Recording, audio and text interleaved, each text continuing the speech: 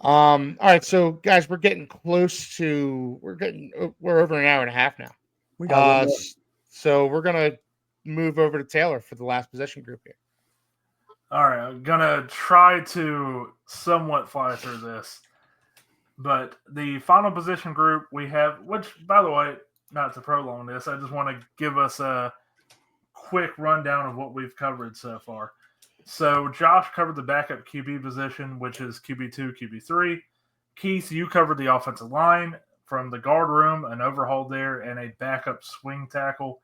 I ended up covering the tight end room, tight end 2 opposite of John O. Smith, and tight end depth. And Anthony, you just went over the wide receiver room, including a physical wide receiver who can make contested catches, wide receiver depth, and the old Tyreek Hill conundrum, which surely will be going on for the next few weeks. Now, the last room we're going to talk about here today on the offense is the running back room. And something all four of us, I think all four of us brought this up, a power back for short yard situations. And what I also threw in here is someone to eventually compete for RB1 or RB2. And real quick, going through the stats, Devon Achane will be 23 at the start of next season, played 17 games, 705 snaps. He had 203 carries, first on the team, 907 yards, first on the team, 4.5 yards per attempt, and he had 6 rushing touchdowns, which was also first on the team. Which, by the way, you go back to last year and Raheem Mostert's touchdown total. It's a little sad to look at. But wasn't it 21 last year? I think combined it was 21. Yeah. And Achane had 12 combined because he had 6 receiving touchdowns, which was tied for second on the team. He had 78 catches, by the way, which is absolutely wild. He had 592 yards and 7.6 yards per attempt. He had a pass blocking grade of 15.7. Granted, he wasn't doing that too often. He was the one receiving. 1.5 or 5.0? 15.7 was his pass blocking grade. Wait, that's good or bad? That's bad. That's pretty bad. That's real bad. That's out of 100. But again, that's not what he's here for. He is here to catch the ball, and he did that very well. Considering the talent in his production, this is one of the best contract situations we have on the team, at least from a talent standpoint. Achane will probably be looking for a new deal after next year, and he'll probably get it. We then have Raheem Mostert, who will be 33 at the start of next season.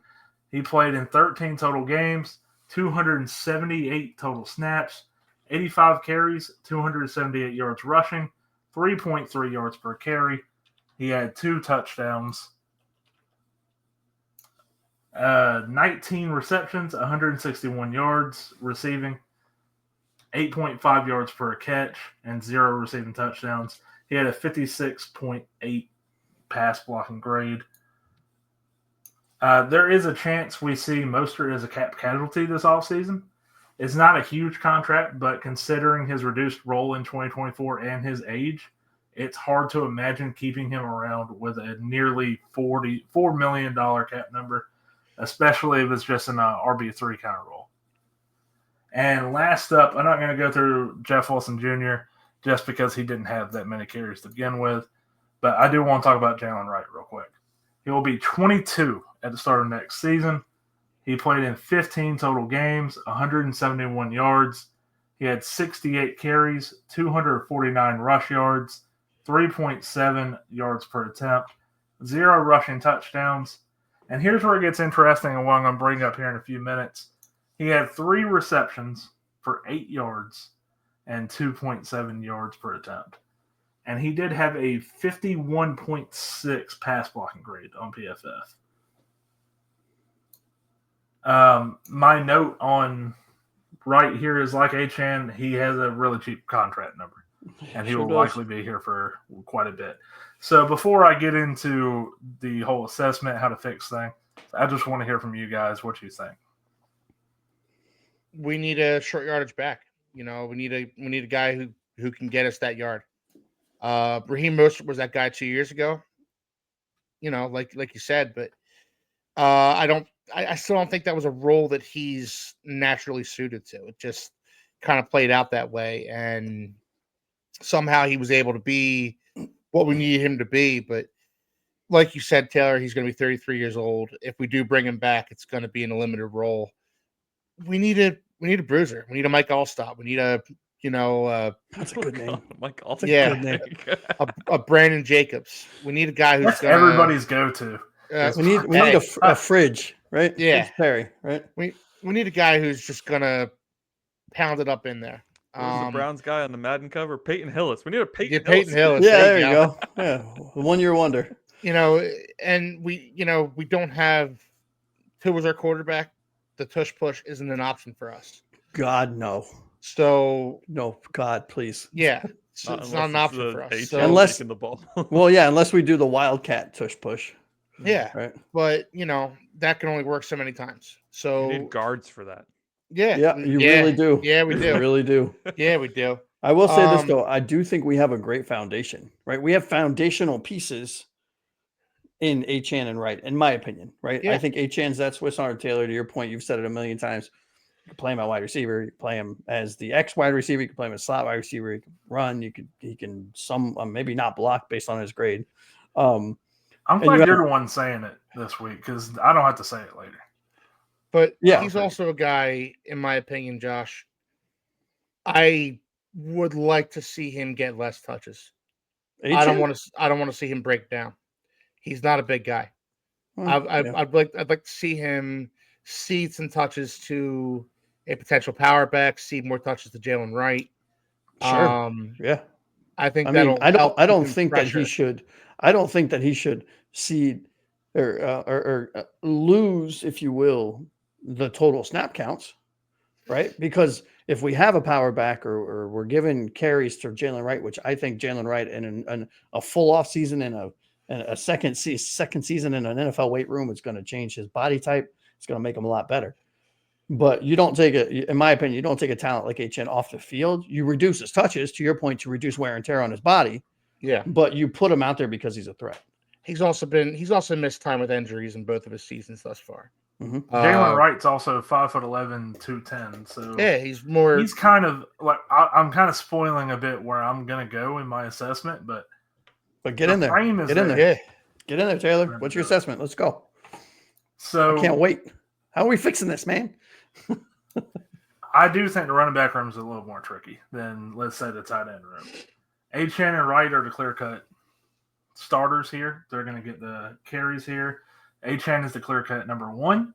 And despite what I still think is a disappointing season for Wright, there is a very good chance he ends up being the RB2 going in next season. And I still think he has a lot of upside. As I said in the stat overview, there's a chance Miami does move on from Raheem Mostert, and I do think they move on from Jeff Wilson Jr. They let him walk in free agency. There's a definite need for a short yardage back in this offense, though. The team struggled mightily in those situations this past season and ranked among the worst teams in the NFL in short yardage, 3rd/4th down situations. The second worst success rate on 3rd and 1, and I'm getting all this from Sports Illustrated, by the way. The running back room, however, is dictated by a few other things outside of necessarily their control. And that's why I think it's a little more tricky than, let's say, the tight end room. Because I do think the interior offensive line and the tight end room will affect how this running back room goes. And my big takeaway here is Jalen Wright isn't really a receiving back. I think his first rookie year in the NFL kind of shows that. He had 3 receptions for 8 yards in 2024, while at Tennessee, his best season receiving was in 2023, where he had 22 receptions and 141 yards receiving. He did have 1,000 yards on the ground, rushing on 137 attempts. So I kind of came into this like, we need a power back. But looking into it, I've kind of changed my mind a bit. And more so like, let's let Jalen Wright take this role. He has the frame for it. He has traits. He has elite footwork, in my opinion. He has breakaway speed. I think he can get in there. on those 3rd and 1, 4th and 1 situations. That being said, we still need depth at this position. So my solution would be, let's get a cheap running back. I'm not naming names, but there was a few names we mentioned in the running back grades 2 weeks ago. Be sure to check that out, that I think we could end up getting. And maybe a late round pick. I wouldn't draft anybody before round 3, though. That would be that's high, though. earliest. For a running That's back, what I'm saying. that's high, dude. I'm even pushing in round 3. I would go round 4 through 7 at the most. I wouldn't be touching a running back until 5. Yeah, at the earliest, same here. man. We have too many. Especially in this class. And because don't forget, too, if we allocate the resources that we all think we should to the offensive guard position, for example, all of our running backs are instantly better. And that's before that's before Jalen Wright puts on more weight in an NFL offseason and learns to do the things that he needs to do. That's before pulling in a veteran as a RB3. We upgrade the offensive guards, our running game instantly gets much better, in my opinion. And that's not to say we get I'm not saying 6th-round picks are scrubs. I'm just saying it's not like saying we go that far in and we end up getting a 6th, 7th round pick who end up being RB4 on the team at best or anything. Because this running back class in the draft is loaded with talent. We should be able to find somebody in rounds 4 through 7 that maybe isn't getting a whole lot of playing time this year. Like you were talking about, Josh, Achane will find a way to get touches. Somehow, some way, he will be the leading person on this team in terms of touches. And Jalen Wright will most likely get a lot of carries. So it doesn't leave a whole lot of room. But there's room for you to pick up a few guys in the draft potentially in rounds 4 through 7 who might have some upside to eventually take a larger role in the offense here in the next few seasons.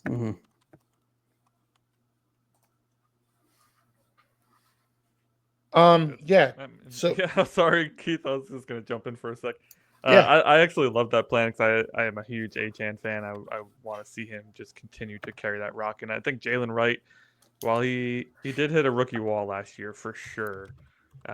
To Taylor's point, he has the size, the speed, the traits, everything you want from that position. So, I think just hold off on this. It feels like the least important need on the offense, but you guys tell me.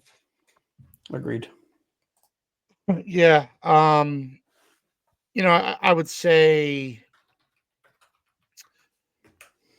man, I never looked at Jalen Wright and thought he could be our short yardage guy, but I also didn't realize he was as big as you said he was, Taylor.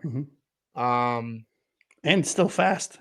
Yeah. So that means if he adds on another 10, let's call it 12 pounds, right? Just making this up. Second offseason in NFL weight room, he goes from a 4.3 to a 4.4. That dude is still fast, right? Yeah.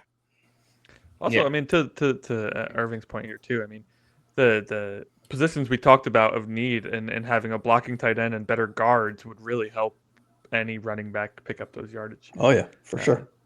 Yeah, Irving makes a great point right there, and that's really my end cap to the running back room conversation. Is just it's what you guys have been saying. You improve the offensive line, you improve the tight end room. This is less of a need. It still is one because we will most likely have maybe 3 potentially if we keep Mostert, but most likely only 2 running backs on this roster. We need to get people.